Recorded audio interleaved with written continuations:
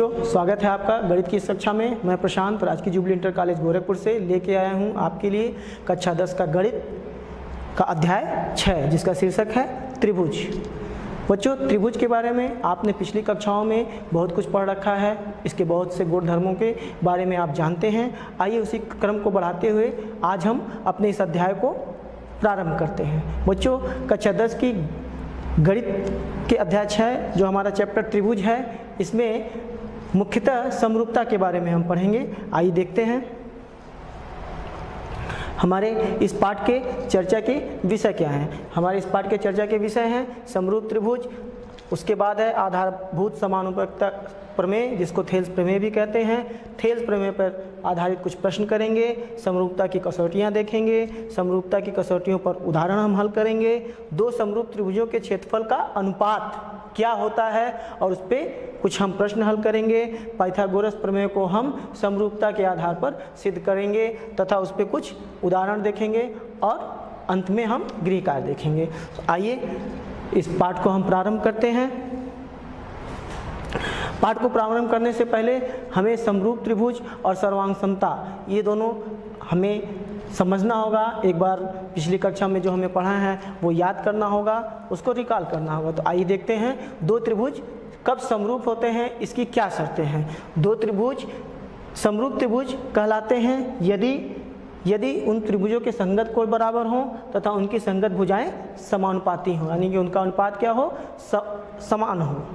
भुजाओं का अनुपात क्या हो, हमेशा समान होगा और संगत कोण हमेशा बराबर होंगे, तभी वो दो त्रिभुज क्या होंगे, समरूप त्रिभुज कहलाएंगे। आइए पाठ को आगे बढ़ाने से पहले हम कक्षा 9 में सर्वांग समता के बारे में बहुत कुछ पढ़ रखे हैं। बस हम थोड़ा सर्वांग समता को देख लेते हैं कि सर्वांग समता से क्या मतलब होता है। सर्वांग समता, दो त्रिभुज कब सर्वांगसम होते हैं ये आपने कक्षा 9 में भली भांति पढ़ा है। एक बार और उसको हम याद कर लेते हैं। दो त्रिभुज तब सर्वांगसम होते हैं जब उनके सभी संगत कोण तथा उनकी भुजाएं बराबर हों, यानी कि संगत कोण बराबर हों और उनका आकार या आमाप वो भी क्या हो, बराबर हो। जैसा कि यहाँ दिया गया है, दो त्रिभुज जिनके आकार व माप दोनों समान हो उन्हें सर्वांगसम त्रिभुज कहते हैं। उसके बाद हम देख लेते हैं कि समरूप तथा सर्वांगसम त्रिभुज में क्या संबंध है। बच्चों, सभी सर्वांगसम त्रिभुज समरूप होते हैं, परंतु सभी समरूप त्रिभुज सर्वांगसम हो ये आवश्यक नहीं है। इस बात को ध्यान में रख के आइए हम इस अध्याय को शुरू करते हैं। इस अध्याय का पहला प्रमेय है आधारभूत समानुपातिकता प्रमेय, जिसको थेल्स प्रमेय भी कहते हैं। आइए अब हम इसके कथन को देखते हैं। कथन, यदि किसी त्रिभुज की एक भुजा के समांतर अन्य दो भुजाओं को भिन्न भिन्न बिंदुओं पर प्रतिच्छेद करने के लिए रेखा खींची जाए तो ये अन्य दो भुजाएं एक ही अनुपात में विभाजित हो जाती हैं। बच्चों, जैसा कि पहले भी बताया गया होगा, मैं फिर एक बार आपको बताता हूं कि कोई भी प्रमेय जब उसका कथन आपके सामने आता है तो उस कथन को कम से कम 2 बार पढ़िए और उसके बाद उससे संबंधित चित्र बनाने की कोशिश कीजिए। आइए देखते हैं, एक बार और इस कथन को हम पढ़ते हैं। लिखा हुआ है, यदि किसी त्रिभुज की एक भुजा के समांतर अन्य दो भुजाओं को भिन्न भिन्न बिंदुओं पर प्रतिच्छेद करने के लिए रेखा खींची जाए तो अन्य दो भुजाएं एक ही अनुपात में विभाजित हो जाती हैं। आइए इसकी चित्र बनाने की हम कोशिश करते हैं।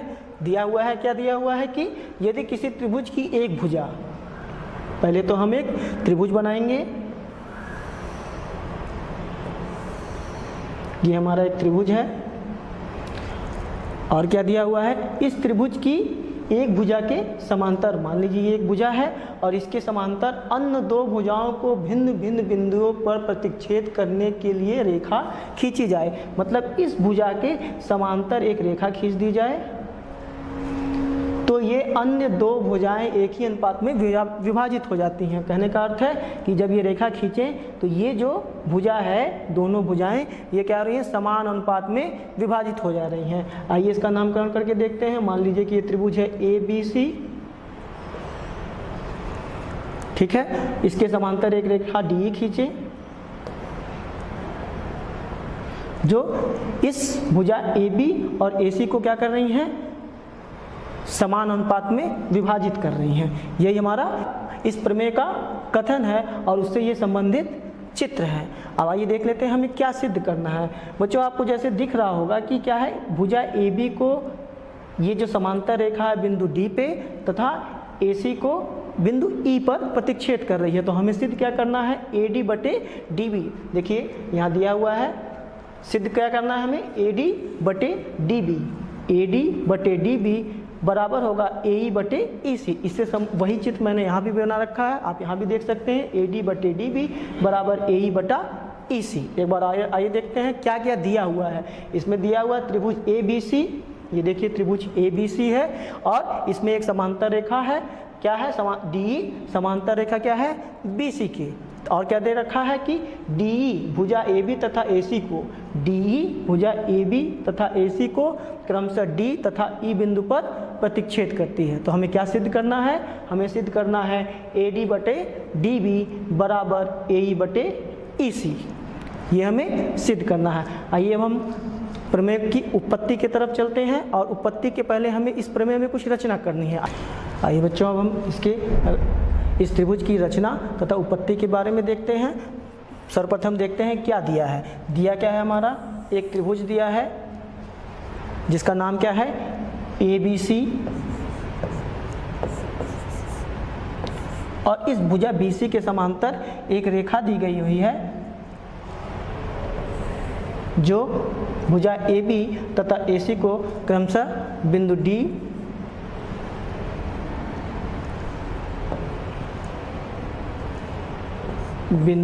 डी तथा ई पर प्रतिच्छेद करती है।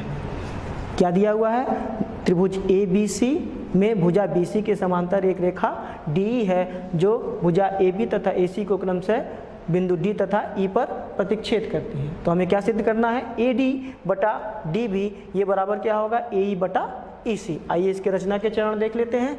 रचना के चरण में हम क्या करेंगे, बी को सी से मिलाएंगे, बी को ई से मिलाएंगे तथा सी को डी से मिलाएंगे।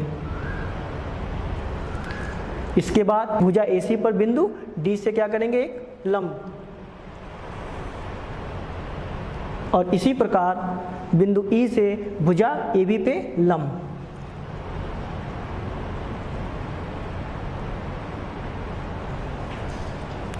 ये हमारी रचना के चरण हो गए। इनको हम नाम दे देते हैं। जो ये लंब डाला गया है, मान लीजिए कि ये यहाँ पे यम पे प्रतिच्छेद करते हैं और ये एल पे। आइए अब इसकी उत्पत्ति देखते हैं।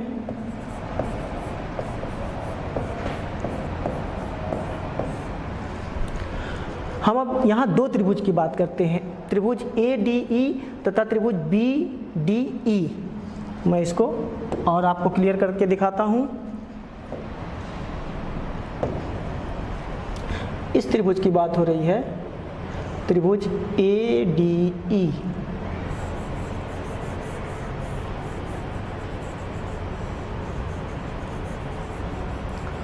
तथा त्रिभुज बी डी ई। ये जो त्रिभुज, दो त्रिभुज आपको भिन्न भिन्न कलर के दिखाई दे रहे हैं, इन दो त्रिभुजों की हम बात करेंगे। इन दो त्रिभुजों का हम क्या करेंगे, सर्वप्रथम क्षेत्रफल निकालने की कोशिश करेंगे, क्षेत्रफल निकालेंगे। आपने पिछली कक्षा में पढ़ रखा है कि कोई त्रिभुज है, अगर उसका क्षेत्रफल निकालते हैं तो उसका सूत्र होता है 1/2 आधार गुणे ऊंचाई या उसकी लंबाई। तो उस आधार पे हम क्या करते हैं,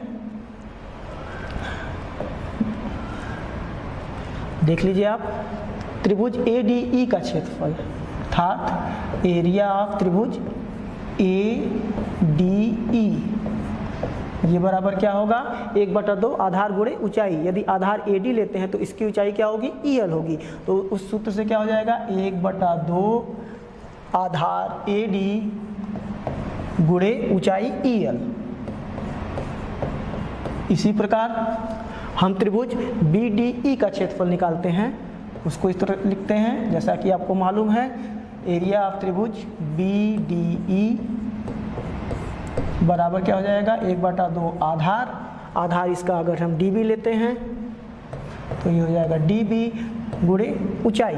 इसकी ऊंचाई बच्चों देखिए डी, हम त्रिभुज बी डी ई की बात कर रहे हैं, इस त्रिभुज में इसकी ऊंचाई ये ई एल होगी, तो क्या हो जाएगा ई एल। ठीक है, अब हमारे पास क्या है, दो त्रिभुज के क्षेत्रफल हैं। अब इन दो त्रिभुजों के क्षेत्रफल का अनुपात हम निकालते हैं। आइए देखते हैं। एरिया ऑफ त्रिभुज ए डी ई बटा एरिया ऑफ त्रिभुज बी डी ई, ये बराबर क्या हो जाएगा, एरिया ऑफ त्रिभुज ए डी ई जो हमने यहाँ निकाल रखा है, इसका मान कितना है 1/2 ए डी गुणे ई एल। ठीक है, और बटा 1/2 डी बी गुणे ई एल। देखिए आप, इसके बाद क्या होगा, जो ऊपर नीचे समान होंगे वो कैंसिल हो जाएंगे, ई एल से ई एल कैंसिल हो जाएगा और 1/2 से 1/2 कैंसिल हो जाएगा। तो यहाँ से हमें क्या मिलेगा, area of A D E ये बराबर बटे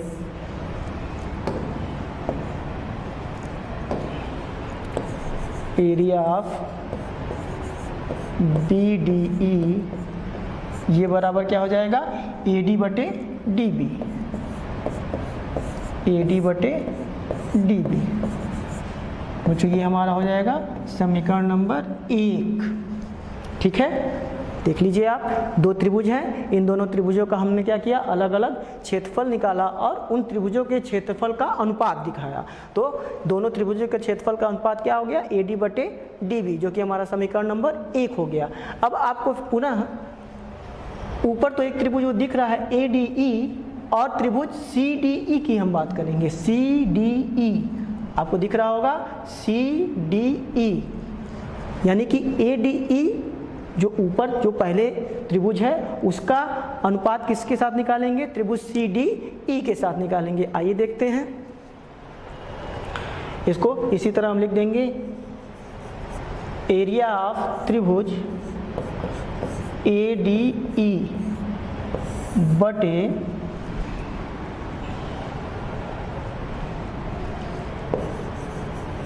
एरिया ऑफ त्रिभुज C D E, C D E, ये बराबर क्या होगा, आप देखिए एरिया ऑफ ए डी ई, अगर हम आधार ए ई को माने तो क्या हो जाएगा 1/2 आधार क्या है ए ई और गुणे इसकी ऊंचाई। तो इस त्रिभुज की ऊंचाई यहाँ क्या हो जाएगी, अगर ये आधार है डी एम गुणे डी एम, और इस पूरे के बटे एरिया ऑफ त्रिभुज C D E, C D E, अगर इसका आधार ई सी है तो क्या हो जाएगा 1/2 आधार क्या हो जाएगा ई सी और गुणे इसकी ऊंचाई, इस त्रिभुज की ऊंचाई क्या होगी डी एम, ये आपको दिख रहा होगा सी डी ई ये त्रिभुज है और इसकी ऊंचाई क्या होगी डी एम, तो ये लिख देंगे हम डी एम, जो बराबर हैं वे कट जाएंगे। तो इस प्रकार हमें क्या मिलेगा, एरिया ऑफ त्रिभुज ए डी ई बटा एरिया ऑफ त्रिभुज सी डी ई, ये बराबर क्या हो जाएगा ए ई बटे ई सी, ये हमारा समीकरण नंबर 2। बच्चों आपने पिछली कक्षा में पढ़ रखा है कि दो समांतर रेखाओं के मध्य एक ही आधार पे जितने भी त्रिभुज बनते हैं उन सभी का क्षेत्रफल क्या होता है, बराबर होता है। आइए एक बार हम चित्र पे फिर से चलते हैं। आप देख रहे होंगे कि त्रिभुज बी डी ई और सी डी ई ये दो समांतर रेखाओं डी तथा बी सी के मध्य हैं तथा इनका आधार क्या है, एक है, वो क्या है डी ई है। तो त्रिभुज बी डी ई का क्षेत्रफल सी डी ई के क्षेत्रफल के बराबर होगा। तो आइए देख सकते हैं हम,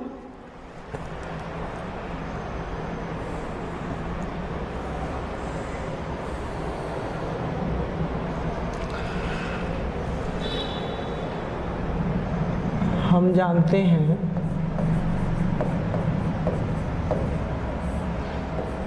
दो समांतर रेखाओं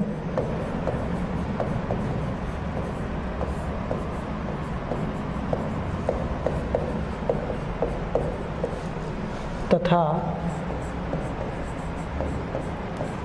एक ही आधार पर बने त्रिभुजों का क्षेत्रफल क्या होता है? बराबर होता है, बराबर होता है, या पिछले कक्षा में पढ़े हैं। उस आधार पे क्या हो जाएगा? अतः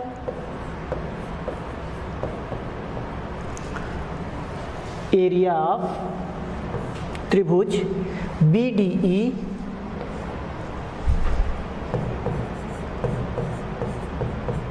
ये बराबर क्या हो जाएगा? एरिया ऑफ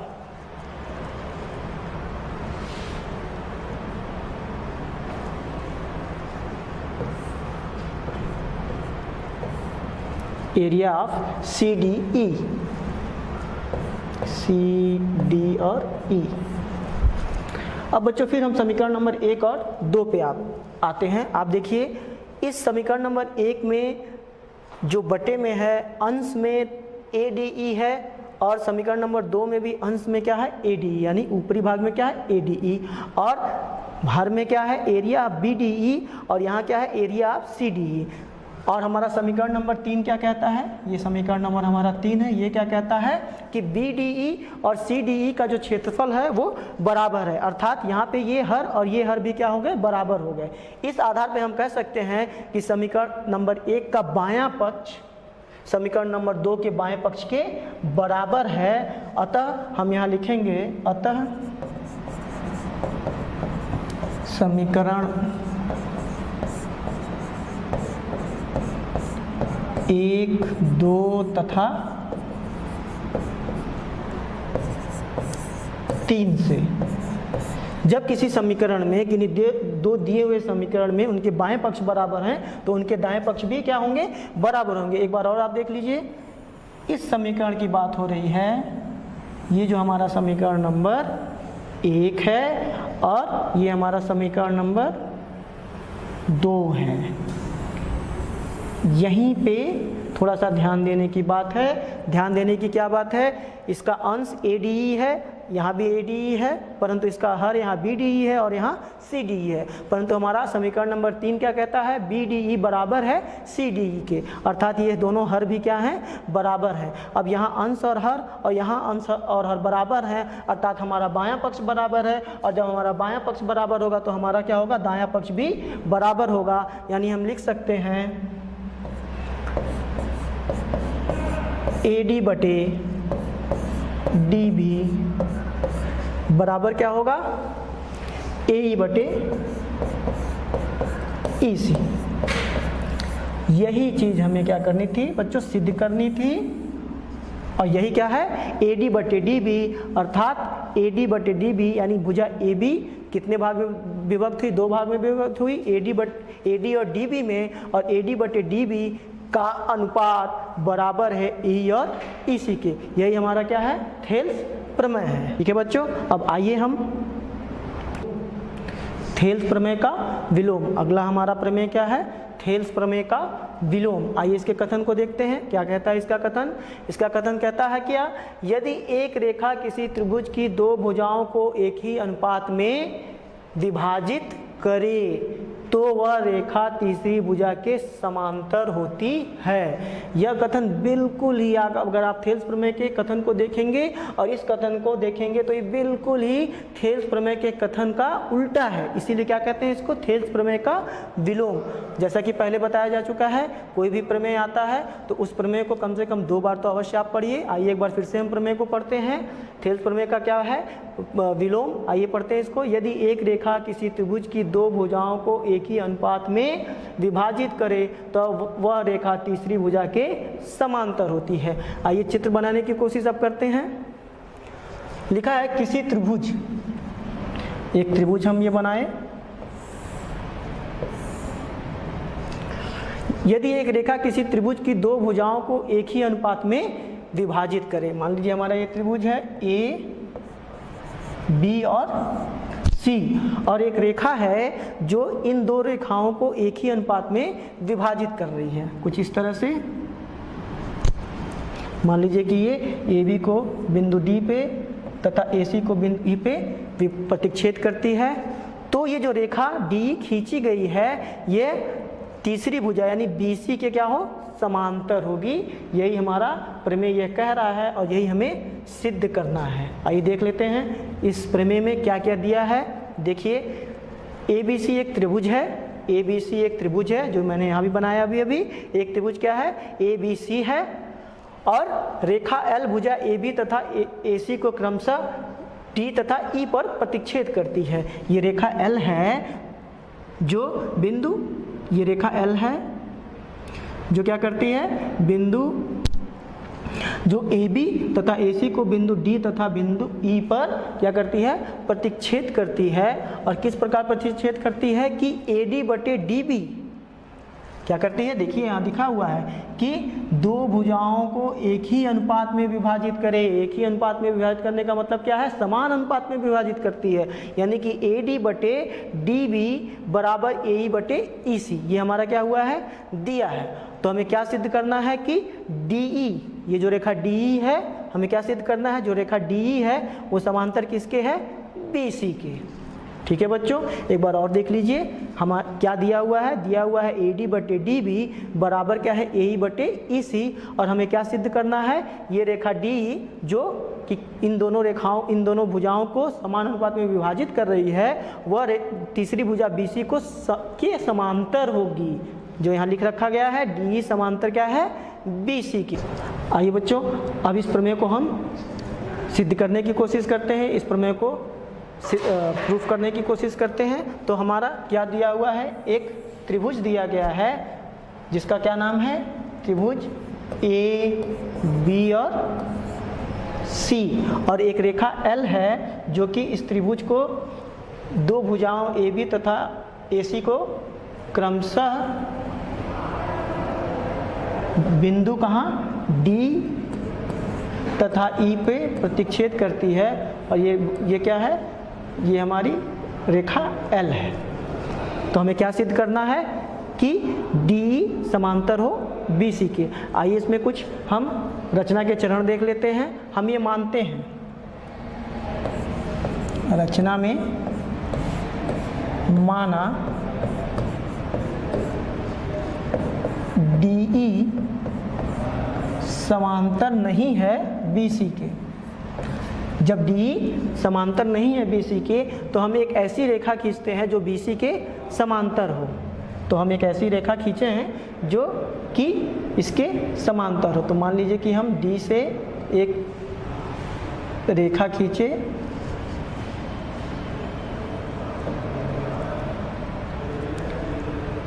ये बिंदु ई है, और एक डी रेखा खींचे ई डैश जो कि क्या है, इस BC के समांतर है। तो आइए अब हम उत्पत्ति देखते हैं। माना डी समांतर BC नहीं है तो क्या करेंगे, एक रेखा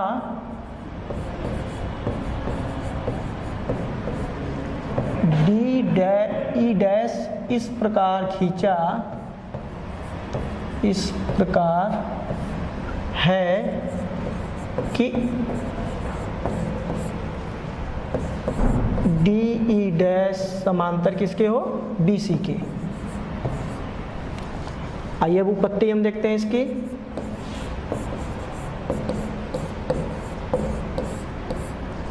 उत्पत्ति में चूंकि हमने एक ऐसी रेखा खींची है जो कि BC के समांतर है, जो कि क्या है, डी ई डैश है। तो अब थेल्स प्रमेय के अनुसार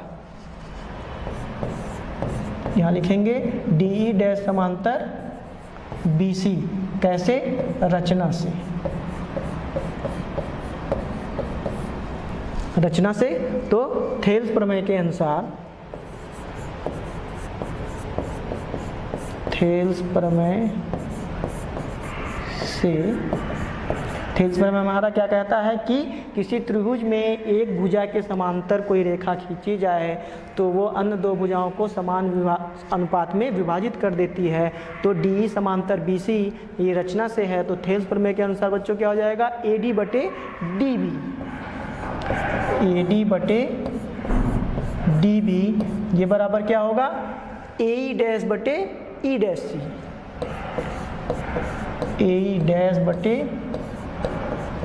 E डैश C, ये क्या हो जाएगा हमारा समीकरण नंबर 1। अब पहले से दिया हुआ है, क्या दिया हुआ है कि AD बटे DB बराबर AE बटे EC, उसको भी हम लिख देते हैं।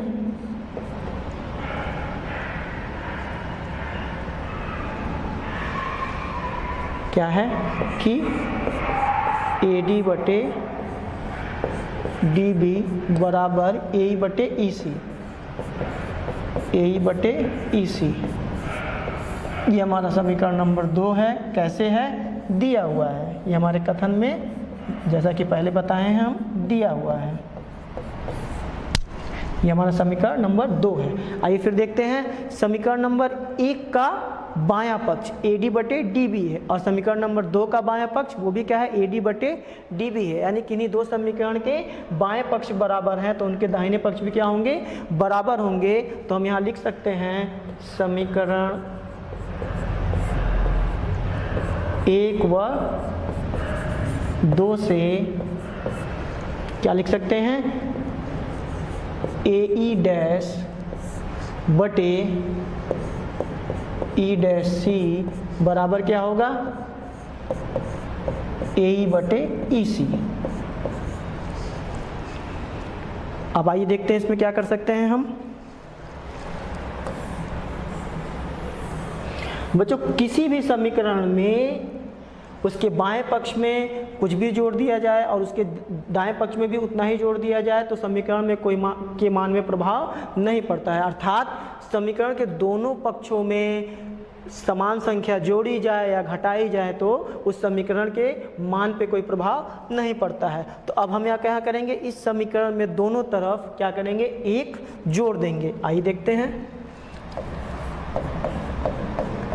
AE डैश बटे E डैश C धन 1, जब इधर धन 1 किया तो दूसरी तरफ भी हमें क्या करना है, धन 1 करना बहुत ही जरूरी हो जाएगा, नहीं तो हमारा समीकरण क्या हो जाएगा,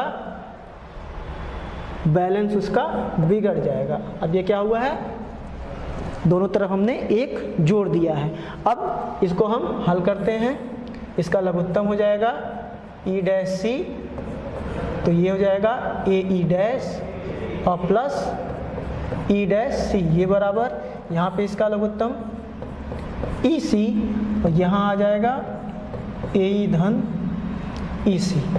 फिर आइए चित्र पे हम देखते हैं AE डैश, ये है AE डैश और धन E dash C, E dash C, अगर इसको जोड़ा जाए तो हमको क्या मिलेगा, AC, तो हम उसकी जगह लिख देंगे AC बटे E डैश C, ये बराबर AE धन EC, दिख रहा होगा AE धन EC, तो क्या हो जाएगा AE धन EC, AE धन EC बराबर क्या है, वो भी क्या है, AC है। अब देखिए AE धन EC, ये भी बराबर क्या है, AC, तो यहाँ लिख देंगे हम AC बटे EC। दोनों पक्ष में ऊपर के अर्थात अंश हमारे बराबर हैं, तो ये समीकरण हमें क्या देगा, 1 बटा E डैश C बराबर 1 बटा EC। क्यों, क्योंकि कैंसिल हो जाएगा। अब तिर्यक गुणा करेंगे तो यहाँ क्या हो जाएगा, EC बराबर E डैश C, क्या कह रहा है, EC बराबर E डैश C, और ये कब संभव है, जब E और E डैश एक ही बिंदु हो अर्थात संपाती हो। यह तभी संभव है जब E तथा E डैश एक ही बिंदु हो, अर्थात क्या हो, संपाती। जब दोनों एक ही बिंदु होंगे अर्थात क्या होंगे, संपाती होंगे, संपाती हो। और जब ये दोनों बिंदु एक ही होंगे, संपाती होंगी, तो क्या होगा, ये तभी संभव होगा जब डी किसके समांतर हो, BC। अतः क्योंकि अगर ये अगर डी इसके समांतर नहीं है तो डी डैश समांतर होगा, अगर डी डैश समांतर नहीं है तो डी समांतर होगा, अर्थात दोनों में से कोई ना कोई एक रेखा तो समांतर है। और ये दोनों बिंदु क्या है, एक ही पे हैं, इसलिए हम कह सकते हैं कि डी समांतर BC।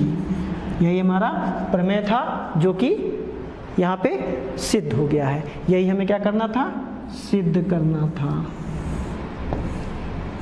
ठीक है बच्चों, ये हम दी गई आकृति में D समांतर BC, D समांतर है, एक त्रिभुज ABC दिया हुआ है जिसमें कि D समांतर है किसके, BC, और AD बटे DB इसका मान दिया है 3/5, और AC का मान, इस पूरी भुजा का मान कितना दिया है, 4.8 सेंटीमीटर है। तो AE का मान ज्ञात कीजिए। हमें इस AE का मान ये पूछ रहे हैं, हमें इसका मान ज्ञात करना है।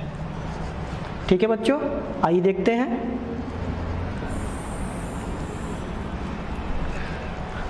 मान लेंगे, माना AE बराबर x, AE बराबर x। ठीक है बच्चों, AE बराबर x और AC बराबर 4.8 सेंटीमीटर, ये क्या हुआ है, दिया हुआ है। अब एक बार चित्र में आइए, AE का मान x है, EC का मान, AE का मान x है और AC का मान 4.8 है, तो EC का मान हम यहाँ से ज्ञात कर लेंगे। तो ध्यान दीजिए, AC क्या होगा, AC बराबर क्या होगा, इस पूरे में से पूरे का मान कितना है, AC, और AE का मान कितना मान है, x, ये माइनस x, ये क्या होगा, ये होगा। और AC का मान कितना दे रखा है, 4.8, तो ये हो जाएगा 4.8 माइनस x सेंटीमीटर। ठीक है, अब आइए हम थेल प्रमेय, चूंकि यहाँ दे रखा है D समांतर है BC के, यानी कि एक त्रिभुज है जिसमें एक भुजा के समांतर एक अन्य रेखा दी हुई है, तो इसमें थेल प्रमेय हम लागू करेंगे। तो लिखेंगे त्रिभुज ABC में थेल्स प्रमेय के अनुसार क्या होगा बच्चों, देखिए AD बटे DB, AD बटे DB ये बराबर क्या होगा, AE बटे EC, AE बटे EC, और AD बटे DB का मान यहाँ क्या दे रखा है, आप देख सकते हैं 3/5, तो इसके जगह हम लिख देंगे 3/5। AE का मान क्या माने हम लोग, x, तो वहाँ लिख देंगे x, और EC का मान क्या आया है, 4.8 माइनस x, 4.8 माइनस x। अब क्या करेंगे, तिर्यक गुणा करेंगे। तिर्यक गुणा पे हमें क्या होगा,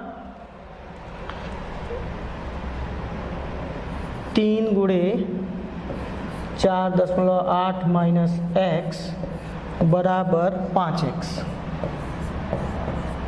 ठीक है, अब 3 गुणे 4.8 माइनस 3x बराबर 5x, पक्षांतर करने पे क्या होगा, 8x बराबर 3 गुणे 4.8, तो x बराबर 3 गुणे 4.8 बटे 8, 8 से ये 4.8 कटेगा 0.6, यहाँ क्या देगा, 3 गुणे 0.6 बराबर 6 × 18 1.8 सेंटीमीटर। यही हमारा क्या है, आंसर है। दो आकृतियाँ दी गई हैं, एक आकृति में यदि LM समांतर हो CB के, LM समांतर हो CB के तथा LN समांतर हो CD के तो सिद्ध करना है AM/AB बराबर AN/AD। थेल्स प्रमेय के अनुसार इसको भी करेंगे। और दूसरा प्रश्न हमारा क्या है, आकृति में ये जो आकृति दी हुई है DE समांतर है, DE समांतर किसके है, AC के, तो सिद्ध करना है BF/FE बराबर BE/EC है। ये आपको 2 ग्रे कार्ड दिए जा रहे हैं, इसका स्क्रीनशॉट आप ले लीजिए और इसको हल करने की आप कोशिश करेंगे। इसके बाद ये कक्षा आज यहीं समाप्त होती है। अगली कक्षा में इस अध्याय से ही संबंधित हम अगले टॉपिक को पढ़ेंगे। धन्यवाद।